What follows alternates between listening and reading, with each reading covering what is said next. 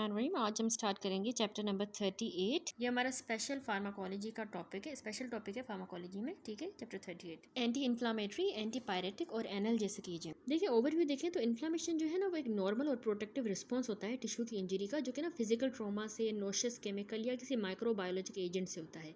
Inflammation body की effort होती है कि वो इनएक्टिवेट कर दे या डिस्ट्रॉय कर दे इन्वेडिंग ऑर्गेनिज्म को, रिमूव करे इरिटेंट्स को और सेट करे स्टेज टिश्यू रिपेयर के लिए। जब हीलिंग कंप्लीट हो जाती है ना तो इन्फ्लामेटरी प्रोसेस यूजुअली सबसाइड कर जाता है। हाउएवर इनएप्रोप्रिएट एक्टिवेशन हमारे इम्यून सिस्टम की करेगी result in the inflammation and immune mediated diseases, जिसको हम रूमेटॉइड आर्थराइटिस कहते हैं। नॉर्मली हमारा इम्यून सिस्टम डिफ्रेंशिएट करता है सेल्फ और नॉन सेल्फ के दरमियान। रूमेटॉइड आर्थराइटिस में हमारे वाइट ब्लड सेल्स होते हैं ना, वो व्यू करते हैं साइनोवियम को एज अ नॉन सेल्फ, उसको ऐसा समझते हैं और एक इन्फ्लामेटरी अटैक इनिशिएट कर देते हैं। वाइट ब्लड सेल की एक्टिवेशन लीड करती है स्टिमुलेशन हमारी टी लिम्फोसाइट्स की, जो रिक्रूट करेंगे और फिर एक्टिवेट करेंगे मोनोसाइट्स को और मैक्रोफेजेस को। अब ये cells pro inflammatory cytokine secrete करेंगे, जिसमें ट्यूमर नेक्रोटिक फैक्टर अल्फा आ जाता है और इंटरल्यूकिन 1 भी सिक्रीट होगा साइनोवियल कैविटी के अंदर।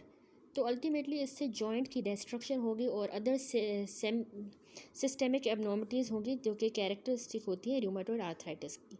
इन addition to the T lymphocyte की एक्टिवेशन, हमारे बी लिम्फोसाइट भी इन्वॉल्व होते हैं और प्रोड्यूस करते हैं रूमेटॉइड फैक्टर, और बाकी एंटीबॉडीज़ रहती हैं, antibodies to maintain the inflammation, वो भी बनाते हैं।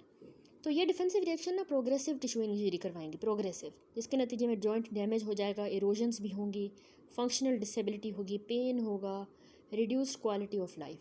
फार्माकोथेरेपी रूमेटॉइड आर्थराइटिस के लिए इंक्लूड करती है एंटी इन्फ्लामेटरी और या फिर इम्यूनोसप्रेसिव एजेंट्स, इम्यूनोसप्रेसिव, जो मॉड्यूलेट करते हैं या रिड्यूस करते हैं इन्फ्लामेटरी प्रोसेसेस को with the goals of reducing the inflammation and pain and halting और या फिर slowing the disease progression.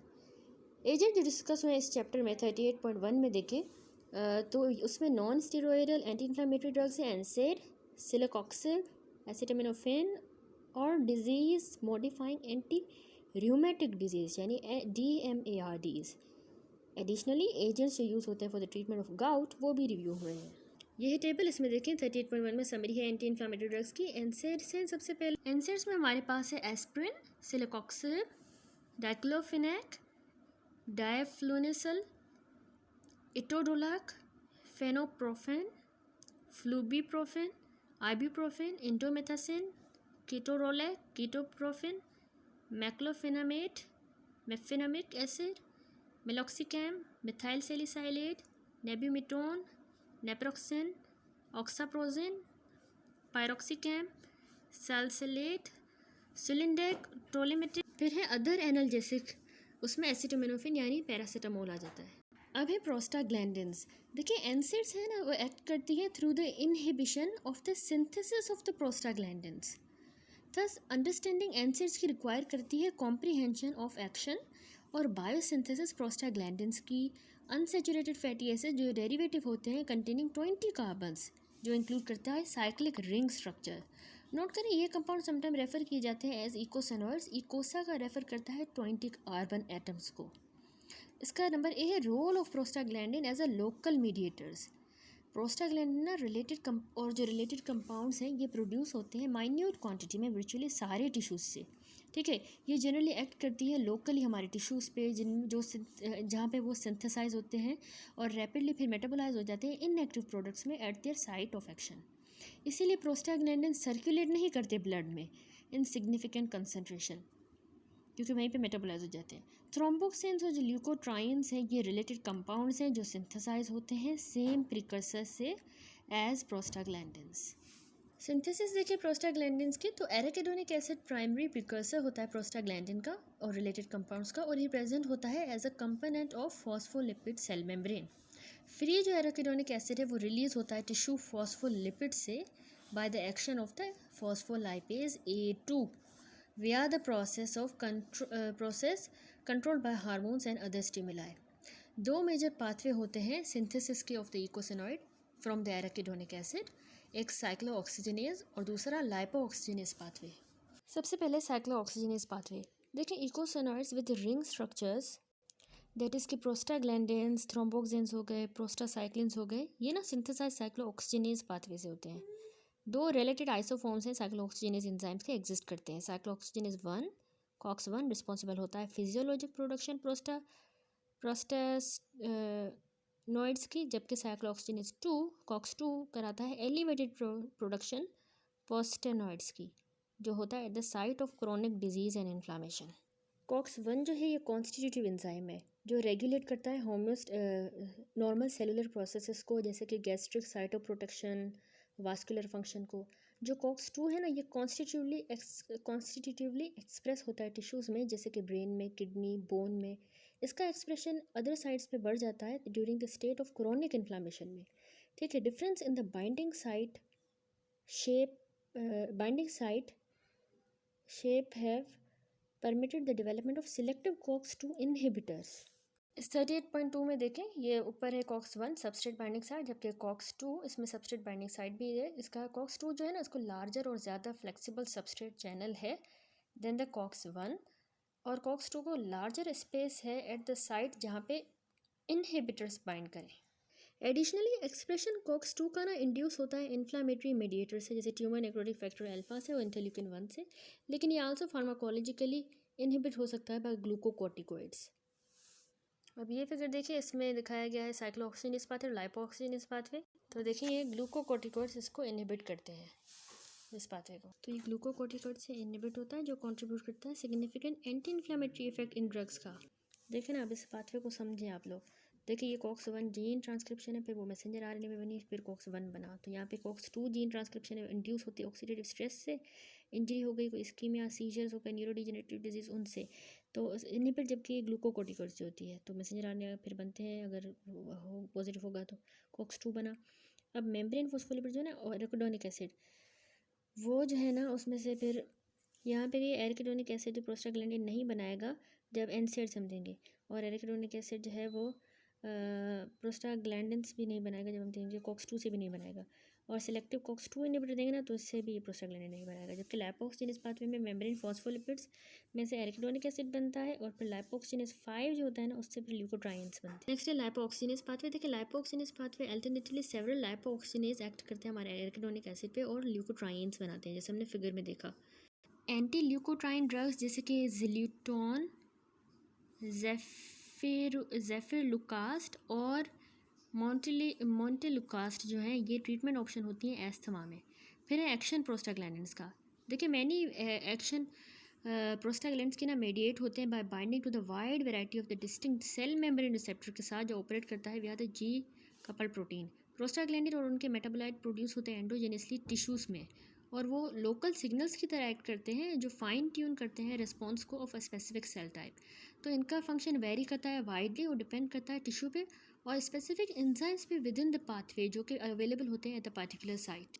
For example जैसे रिलीज थ्रोम्बोक्सिन A2 का प्लेटलेट्स में से टिश्यू इंजरी के दौरान ट्रिगर करता है रिक्रूटमेंट नए प्लेटलेट्स की एग्रीगेशन के लिए, as well as local vasoconstriction. However prostacyclin यानी प्रोस्टाग्लैंडिन I2 जो होता है ना, वो एंडोथेलियल सेल्स से बनता है, उसका ऑपोजिट इफेक्ट होता है और ये प्लेटलेट की एग्रीगेशन को इनहिबिट करता है और वेजो डायलेशन करवा देता है। तो नेट इफेक्ट प्लेटलेट्स पे और ब्लड वेसल्स पे डिपेंड करता है बैलेंस इन दो प्रोस्टेनॉइड्स का। ठीक है, अब हम देखते हैं थेराप्यूटिक यूज़ प्रोस्टाग्लैंडिन का। प्रोस्टाग्लैंडिन का मेजर रोल होता है मॉड्यूलेटिंग पेन, इन्फ्लामेशन, फीवर। ये आल्सो कंट्रोल करते हैं मैनी फिजियोलॉजिक फंक्शन, जैसे कि एसिड सिक्रीशन हो गई, म्यूकस की प्रोडक्शन, GIT में भी, ट्रैक में यूट्राइन कॉन्ट्रैक्शंस को भी, और रीनल ब्लड फ्लो को भी। प्रोस्टाग्लैंडिन जो है ना, वो अमंग द केमिकल मेडिएटर्स हैं जो कि रिलीज़ होते हैं एलर्जिक इन्फ्लामेटरी प्रोसेसेस में, इसीलिए ये फाइंड करते हैं use for a number of disorder जो डिस्कस हैं बिलो। नेक्स्ट है एल्प्रोस्टेडिल। एल्प्रोस्टेडिल एक प्रोस्टाग्लैंडिन E1 है जो कि नेचुरली प्रोड्यूस होता है टिश्यूज़ में, जैसे कि सेमिनल वेसिकल्स में और कैवर्नस टिश्यूज़ में, जैसे कि इसके अलावा प्लेसेंटा में भी और डक्टस आर्टीरियोसस ऑफ द फीटस में। थेरेप्यूटिकली एल्प्रोस्टेडिल जो है वो दी जाती है टू ट्रीट इरेक्टाइल डिसफंक्शन या फिर to keep the ductus arteriosus open in the neonates with congenital heart condition until surgery is possible. तो प्रोस्टाग्लैंडिन E1 ये मेंटेन करता है पेटेंसी डक्टस आर्टीरियोसस की प्रेगनेंसी के दौरान। डक्टस क्लोज हो जाता है जैसे ही डिलीवरी होती है और अलो करता है नॉर्मल ब्लड सर्कुलेशन लंग्स और हार्ट के दरमियान। इन्फ्यूजन ड्रग की मेंटेन करती है डक्टस को ओपन जैसे ही वो नेचुरली होता है अकर करता है प्रेगनेंसी में, तो ये अलो करती है टाइम अंटिल के सर्जिकल करेक्शन पॉसिबल हो।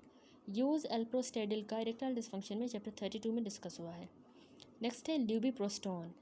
अब ल्यूबिप्रोस्टोन भी एक प्रोस्टाग्लैंडिन E1 डेरिवेटिव ही है, जो कि हम treatment of chronic idiopathic constipation में देते हैं, ओपियोइड इंड्यूस्ड कॉन्स्टिपेशन में और इरिटेबल बाउल सिंड्रोम में विथ कॉन्स्टिपेशन। अभी ल्यूबिप्रोस्टोन जो है ना क्लोराइड चैनल को स्टिमुलेट करती है luminal cells of the intestinal epithelium में, और वहाँ पे बढ़ा देती है इंटेस्टाइनल फ्लूइड की सिक्रीशन। नोज़िया और डायरिया इसकी मोस्ट कॉमन साइड इफ़ेक्ट्स होती हैं ल्यूबिप्रोस्टोन की, और नोज़िया कम कर सकते हैं हम अगर इसको फूड के साथ लें। नेक्स्ट है मिसोप्रोस्टोल। देखिए मिसोप्रोस्टोल जो है ये प्रोस्टाग्लैंडिन E1 एनालॉग है, जो कि हम यूज़ करते हैं to protect the mucosal lining stomach की during the chronic NSAID treatment. Misoprostol interact करती है प्रोस्टाग्लैंडिन के ही रिसेप्टर के साथ जो पेराइटल सेल्स पे होते हैं विद इन द स्टमक, और ये ना गैस्ट्रिक एसिड की सिक्रीशन को कम करती है। फर्दरमोर मिसोप्रोस्टोल को जीआई साइटोप्रोटेक्टिव इफेक्ट होता है कि वो स्टिमुलेट करती है हमारी म्यूकस की और बायोकार्बोनेट की प्रोडक्शन को। ये कॉम्बिनेशन इफेक्ट जो है कम कर देता है इंसिडेंस गैस्ट्रिक अल्सर्स का, जो कि एनसेड्स की वजह से होते हैं। और कॉम्बिनेशन प्रोडक्ट जिसमें डिक्लोफिनेक और मिसोप्रोस्टोल भी है वो भी अवेलेबल है। मिसोप्रोस्टोल हम ऑफ लेवल भी यूज़ करते हैं ऑब्स्टेट्रिक सेटिंग्स में लेबर इंडक्शन के लिए, सिंस ये यूट्राइन कॉन्ट्रैक्शंस को बढ़ाती है by interacting with the prostaglandin receptor uterus में जो होते हैं। मिसोप्रोस्टोल को पोटेंशियल रिस्क होता है कि वो अबॉर्शन करवाते हैं प्रेग्नेंट वुमेन में, और इसीलिए ये ड्रग हम प्रेगनेंसी में नहीं देते, और इसका यूज़ जो है लिमिटेड किया गया है। उसके कॉमन साइड इफेक्ट्स हैं डायरिया और एब्डोमिनल पेन हो जाता है। देखिए ये है वो ड्रग मिसोप्रोस्टोल, जो कि इसलिए यूज़ होती है, जो इसका हमने सारा एक्शन पढ़ा।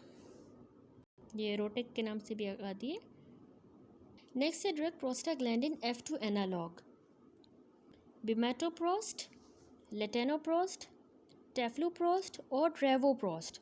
ये प्रोस्टाग्लैंडिन 2 अल्फा एनालॉग होते हैं, जो कि हम treatment of open angle glaucoma में देते हैं। क्योंकि ये प्रोस्टाग्लैंडिन के रिसेप्टर के साथ बाइंड करती है, तो ये बढ़ाती है यूवियो स्क्लेरल आउटफ्लो और कम कर देती है इंट्राओकुलर प्रेशर को। ये एडमिनिस्टर की जाती है ऑप्थेल्मिक सॉल्यूशन में वंस अ डे, और ये इफेक्टिव हैं एज टिमोलोल की तरह, या फिर बेटर हैं in reducing the intraocular pressure. Bimatoprost जो होती है ना वो बढ़ाती है आईलैश की प्रोमिनेंस, लेंथ और डार्कनेस, और ये अप्रूव हुई है for the treatment of eyelash hypotrichosis. Ocular reactions जैसे कि ब्लड विजन, आइरिस का कलर चेंज होना, increase brown pigmentation, increase number और पिगमेंट आईलैशेस का, ओक्यूलर इरिटेशन और फॉरेन बॉडी सेंसेशन इसमें हुई है। नेक्स्ट ड्रग है प्रोस्टासाइक्लिन यानी प्रोस्टाग्लैंडिन I2 एनालॉग। इसमें है epoprostenol, the pharmaceutical form of the naturally occurring prostacyclin, और सिंथेटिक एनालॉग प्रोस्टासाइक्लिन का आइलोप्रोस्ट और ट्रिप्रोस्टिनिल। ये पोटेंट पल्मोनरी वेजोडाइलेटर्स होते हैं, जो कि हम treatment of pulmonary arterial hypertension में देते हैं। ये ड्रग ना प्रोस्टासाइक्लिन का और एंडोथेलियल सेल्स के इफेक्ट है ना उसको मिमिक करती है, producing significant reduction in the pulmonary arterial resistance with subsequent increase कर देती है कार्डियक इंडेक्स और ऑक्सीजन की डिलीवरी। तो ये इन एजेंट्स को शॉर्ट हाफ लाइफ है। इपोप्रोस्टेनोल और जो ट्रिप्रोस्टिनिल है ये हम कंटिन्यूस आईवी इन्फ्यूजन में देते हैं। ट्रिप्रोस्टिनिल जो है वो हम ओरली भी दे सकते हैं या इन्हेलेशन या सबकुटेनियस भी दे सकते हैं। इनहेल्ड इलोप्रोस्ट रिक्वायर करती है frequent dosing due to short half life. Dizziness, headache, flushing, fainting ये कॉमन एडवर्स इफेक्ट हैं, और ब्रोंकोस्पाज्म और कफ भी हुए after the inhalation of iloprost. ये देखें ये दो नोज़िया और डायरिया ल्यूबिप्रोस्टोन के साइड इफेक्ट हैं, जबकि यहाँ पे इलोप्रोस्ट का देखें इसमें एडमिनिस्ट्रेशन और फेट है इलोप्रोस्ट की। ये nebuliser 7 to 9 time per day हम देते हैं। तो मेटाबोलाइट इसके इलोप्रोस्ट के एक्सक्रीट 68% यूरिन में और 12% फीसिस में होते हैं। इलोप्रोस्ट के साइड इफेक्ट हैं डिजीनेस, हेडेक, फ्लशिंग और फेंटिंग। नेक्स्ट है non steroidal anti inflammatory drugs. देखिए एनसेड्स जो है ना वो ग्रुप है केमिकली डिसिमिलर एजेंट्स का, जो डिफर करता है उनके एंटीपायरेटिक, एनाल्जेसिक और एंटी इन्फ्लामेटरी एक्टिविटीज़ में। ये क्लास इंक्लूड करती है डेरिवेटिव सैलिसाइलिक एसिड के यानी एस्प्रिन के, diflunisal, salicylate, propionic acid, ibuprofen, fenoprofen, flurbiprofen, ketoprofen, naproxen, oxaprozin, acetic acid यानी diclofenac, etodolac, indomethacin, ketorolac, nabumetone, sulindac, tolmetin, enolic acid, piroxicam, fenamates यानी कि मिफेनेमिक एसिड, मैक्लोफेनामेट और सिलेक्टिव कॉक्स-2 इनहिबिटर जैसे सिलिकॉक्सिब। तो ये सारी जो है ना एक्ट करती हैं प्राइमरीली, ये इनहिबिट कर देती हैं साइक्लोऑक्सीजनेज के एंजाइम्स को जो कैटेलाइज करते हैं पहला स्टेप पोस्टेनॉइड बायोसिंथेसिस का। तो ये लीड करेगा डिक्रीज प्रोडक्शन प्रोस्टाग्लैंडिन की सिंथेसिस की, और दोनों बेनिफिशियल और अनवांटेड इफेक्ट्स होंगे। नोट करें कि डिफरेंसेस सेफ्टी और एफिकेसी एनसेड्स की जो है ना एक्सप्लेन होती है रिलेटिव सिलेक्टिविटी कॉक्स-1 और कॉक्स-2 एंजाइम्स की। इनहिबिशन कॉक्स-2 की जो है ना वो थॉट है to lead to anti inflammatory और एनाल्जेसिक इसमें एक्शन होंगे एनसेड्स के, जबकि इनहिबिशन अगर कॉक्स-1 की होती है तो ये इसमें ना प्रिवेंशन होती है कार्डियोवास्कुलर इवेंट्स की और मोस्ट एडवर्स इफेक्ट्स। सबसे पहले एस्पिरिन और अदर एनसेड्स देखें तो एस्पिरिन थॉट हुई है एज ट्रेडिशनल एनसेड, लेकिन ये एग्जिबिट करती है एंटी इन्फ्लामेटरी एक्टिविटी सिर्फ रिलेटिवली हाई डोजेस पे, जो रेयरली हम यूज़ करते हैं। It has gain much more usages at lower doses for the prevention of the cardiovascular event जैसे स्ट्रोक या मायोकार्डियल इन्फार्क्शन के लिए। एस्पिरिन जो है ना ये ऑफन डिफ्रेंशिएट की गई है बाकी एनसेड से, सिंस ये इरिवर्सिबल इनहिबिटर है साइक्लोऑक्सीजनेज एक्टिविटी का, इरिवर्सिबल, ठीक है। इसका मैकेनिज्म ये है कि एस्पिरिन एक वीक ऑर्गेनिक एसिड है जो इरिवर्सिबली एसिटाइलेट करेगा और थस इनएक्टिवेट कर देगा साइक्लोऑक्सीजनेज को। 36.7 देखें, यहाँ पे दिखाया गया है मेटाबॉलिज्म एस्पिरिन और एसिटाइलेशन साइक्लोऑक्सीजनेज की बाय एस्पिरिन। ये एसिटाइल ग्रुप है जो कि ट्रांसफ़र हुआ है to the cyclooxygenase. Aspirin acetyl salicylic acid ये है, ठीक है।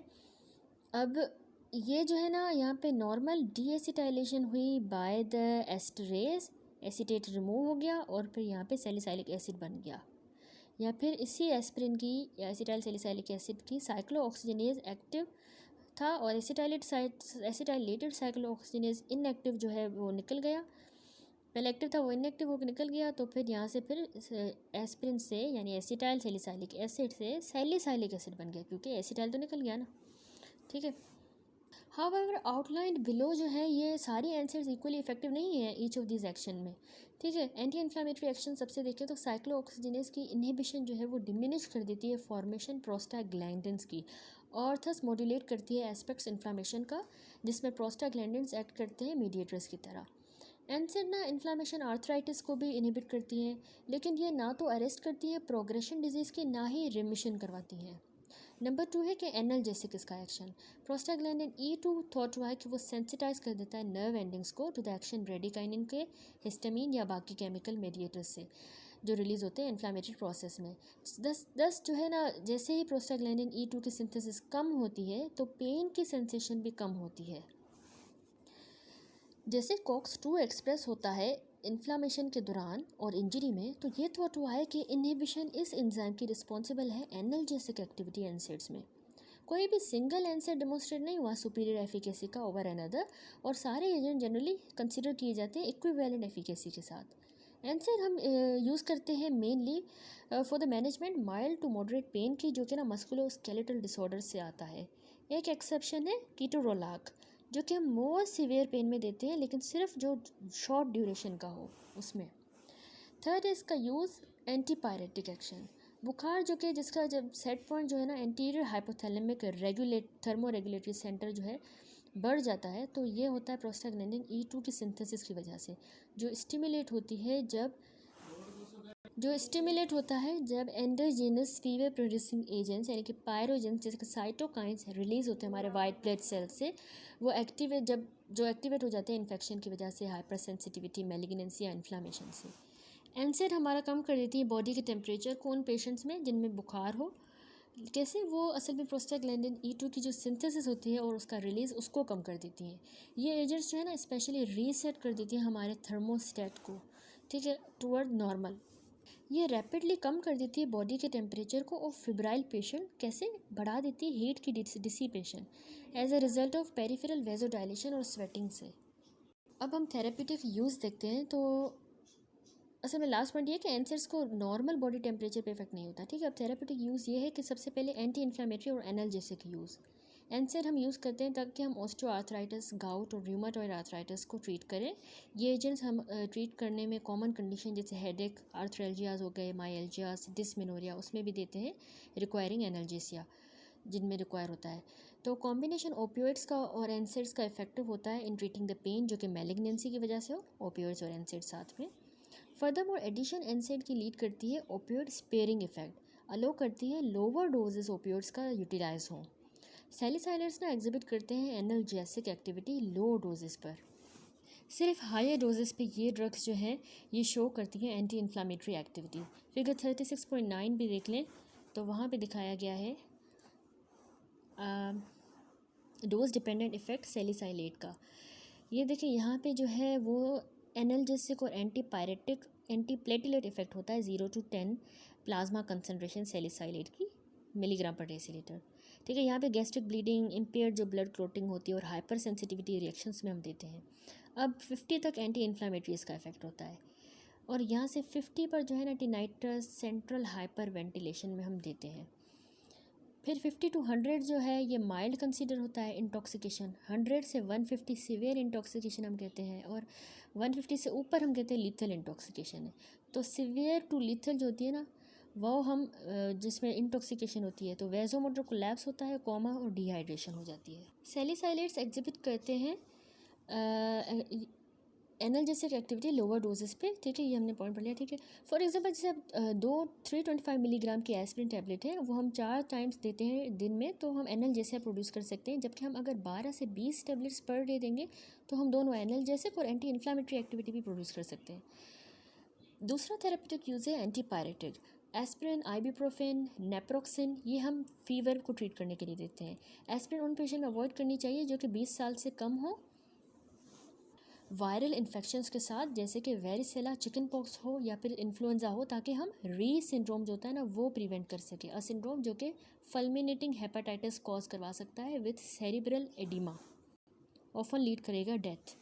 नेक्स्ट है कार्डियोवास्कुलर एप्लीकेशन। एस्पिरिन हम देते हैं कि हम इनहिबिट कर दें प्लेटलेट की एग्रीगेशन।